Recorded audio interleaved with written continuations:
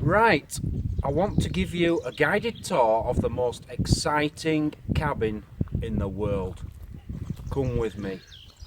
Now this is our friend Ed's cabin. We thought we were coming, he said we can stay at his cabin last night. We thought we were coming to a cabin which was just a square box, a few logs, and it's not. The first thing you see, look at this, it's a school bus, the front half of a school bus, and they've turned this into some weird structure. I'm not sure. The people who lived here were hippies back in the 60s or something, and Ed bought this off them. And they've just made some weird architecture. She was, what was it, Ed? She was an architecture, Artist. An artist, and he was An architect. an architect. So an artist and an architect mixed together make some weird stuff. Look at this. A wall. Look. That's just not normal. It's just nails in concrete and screws and nuts and bolts. But it looks fantastic. Bottles stuck in concrete. Some really good bottles as well. Let's go in here. Come on, Scott, follow me. Scott's my camera woman.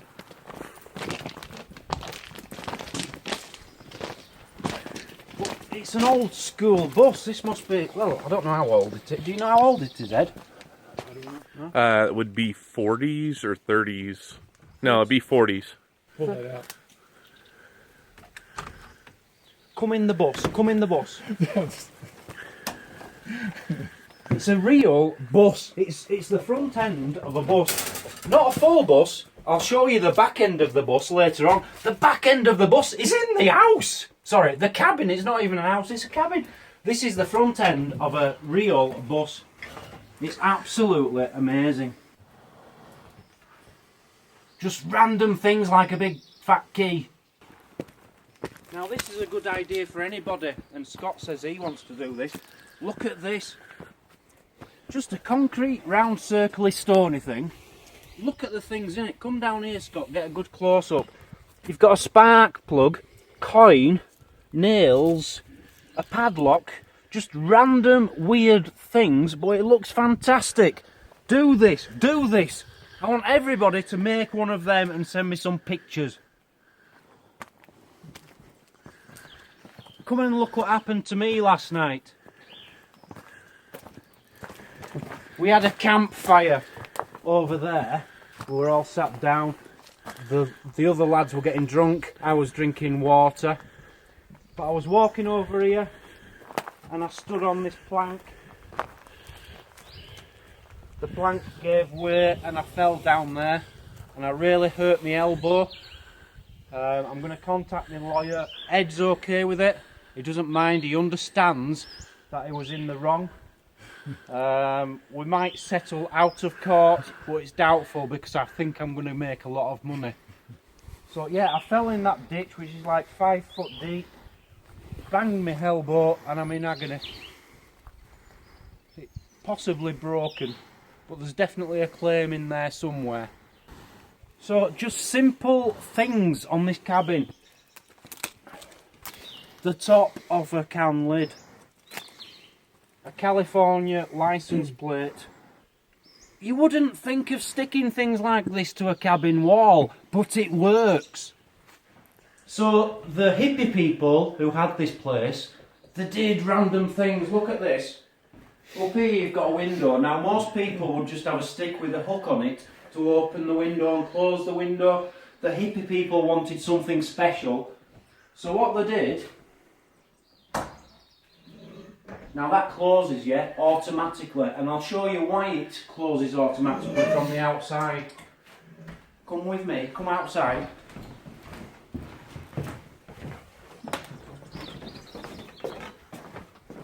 So instead of just having a random window opener and closer, they put a pulley on, a big weight on here.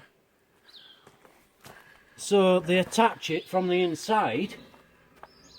Oh, is someone demonstrating there? Did you get that, Scott? Yep. On a pulley thing. Why? Why go to all that trouble? But it works, it works.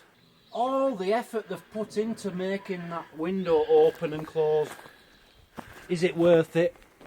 You decide. Come and look at this down here. This is where the artist stroke architecture comes in. Over here, Scott. Come and look at this.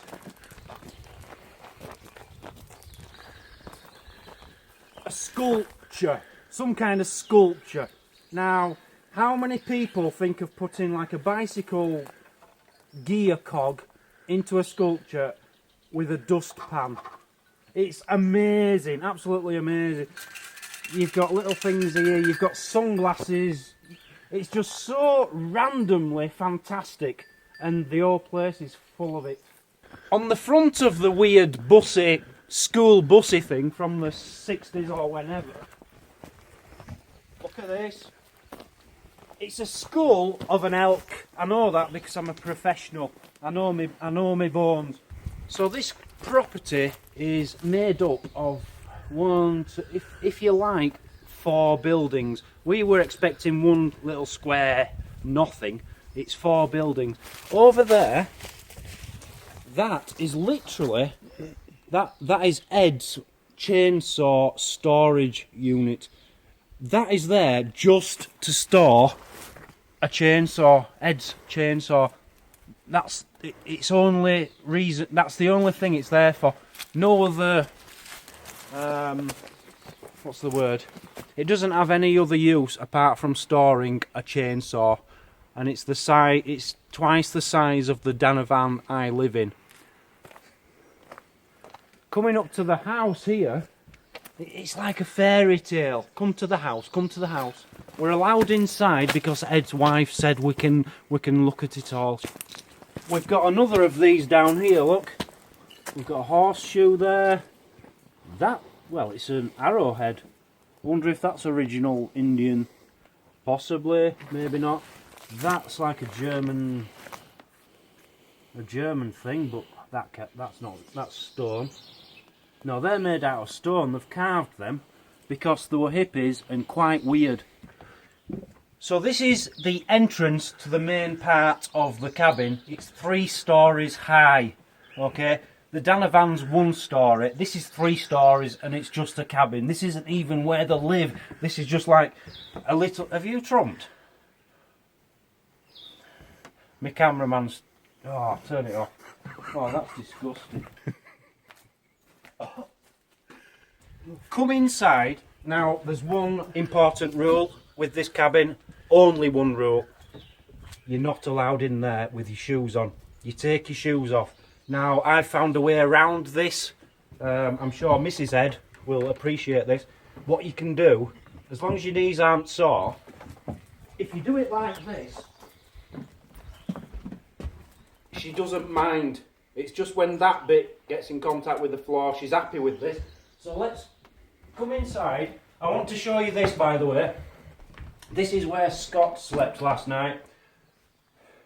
Scott drunk all that after we went to bed. That's 50% alcohol. Now, I would be dead if I drunk all that in one go.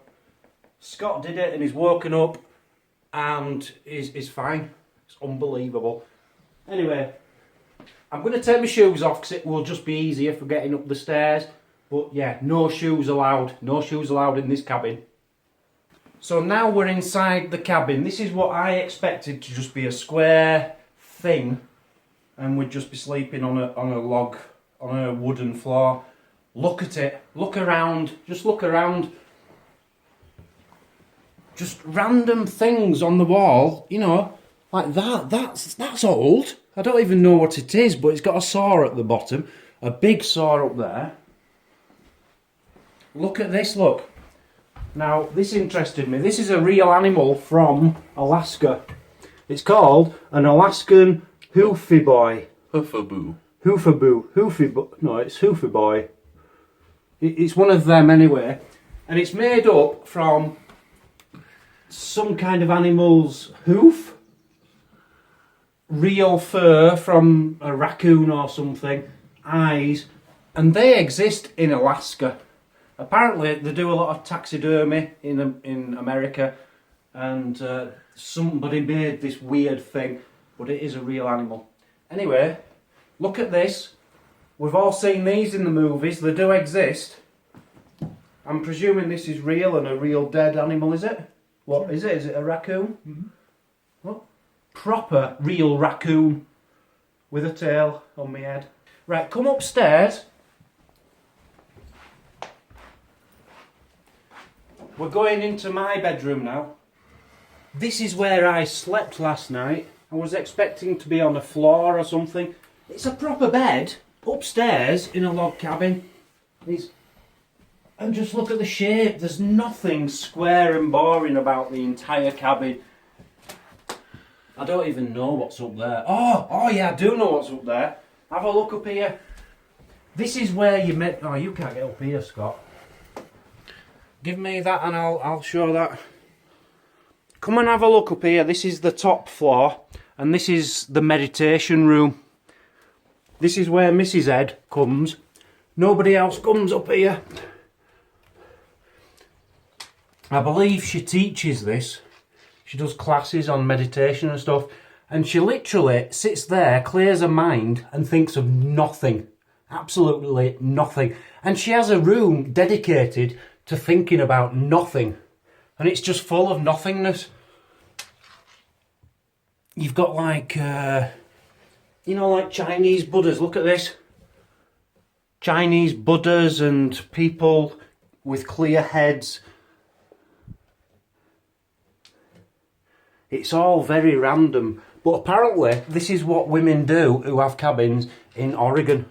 They go to the highest point in a house and think of nothing. And that gives them a buzz. They get a kick out of thinking about nothing. Where I come from, women think about nothing anyway. Just they don't have a choice. They can't think. They're not clever enough. Anyway, let's go back downstairs. So just to quickly show you a few more rooms, I'm not going to go into too much detail. This is the posh room where the posh people live, i.e. the owners. That's their bedroom. If you come down here, there's another bed. Did anyone sleep in this last night? Brian? Brian slept in this bed last night. Again, we didn't even think there were beds in here. We thought we were just going to be sleeping. And we found out there's a trundle bed under this bed. A bed under a bed? Yeah, there's one you can pull out. Okay.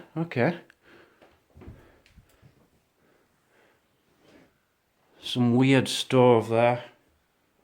Why would you have it going up and then across? Why isn't the stove directly under the hole there and the doorway there? That would make more sense. Just if you're designing a cabin, you might want to know that.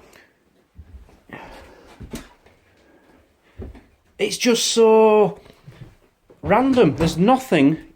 It's like steps, just weird shaped. Everything is abnormal. It's fantastic.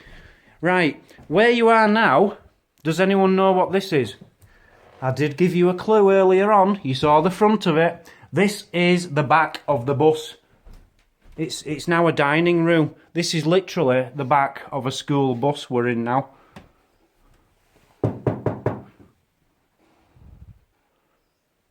So what they've done, these hippies back in the 60s or whatever, they've cut a bus in half, put the front end in the garden over there, and the back end in the house. Or did they build the house around the bus? I'm guessing the house stopped here, and the hippies have extended it and made a dining room with the bus, which is fantastic. That is Ed. That is the owner of this property. It doesn't look quite like that anymore, as I'll show you in a moment. You were quite a big guy, weren't you, Ed? Quite a stocky footballer type look. Look at him now. Yeah, something happened. Something went wrong. But, you're all right. You're all right. You get old, That's what happens. So if you come out of the bus, you go into the kitchen. We've been in here already today. You haven't, I have, because we had a coffee. And this is the kitchen, which is like the size of my home. A kitchen in a log cabin which is bigger than my home. And just to reiterate, This is not Ed's home. This is just his retreat. He has a retreat bigger, where his kitchen is bigger than my home, with a gold mine just over there, which you can metal detect. He's found 7 gold nuggets in the garden. And yeah, I'm jealous. I'll be honest, I'm quite jealous.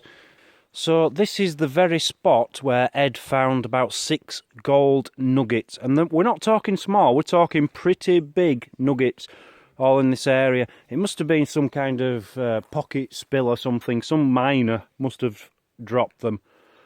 Because, you know, a lot of the area has been metal detected and no more have been found. Just them there and one at the other side of the cabin. So to find all them in one spot, somebody's dropped them at some point. If you come up these stairs, I'm going to take you to the toilet now. I'm not actually going to the toilet, I'm just going to show you the toilet. Again, the toilet is as big as my home. So here is the toilet, or the restroom as an American would call it. I'll show you how this works. Look at this, look at this. Oh, somebody's been to the toilet quite recently. I didn't realise that, otherwise I wouldn't have come in. So there's the toilet, or restroom as an American would call it. But look at this tree here, it's a madrone. That's the name of the kind of tree. I've never heard of a madrone, and I'm trying to sound as if I know, but I'll be honest with you, I just asked Ed 5 seconds ago and he told me. That's a madrone, but look at this. Look at the roots here. Now, I'm thinking one storm and that's going to come down. Ed seems to think that's going to be there for a long time. And there's actually a picture of it in the house, which looks about 50 years old. And it's in exactly the same spot as it was. I don't mean it has... I wasn't expecting it to move anywhere. What I mean is it hasn't changed in 50 years, but it just looks like it's about to fall down. That's quite cool. So that is the most amazing cabin in the world. I wanted to show you that. I was quite surprised. Mrs. Ed actually wanted me to show the property. You don't know where it is. You're never going to find it, so don't try and find it. It's Ed's Cabin in Oregon. That's all you need to know. But yeah, his wife was happy and actually wanted me to film it. So I've been quite privileged to be able to do so. Wonderful place.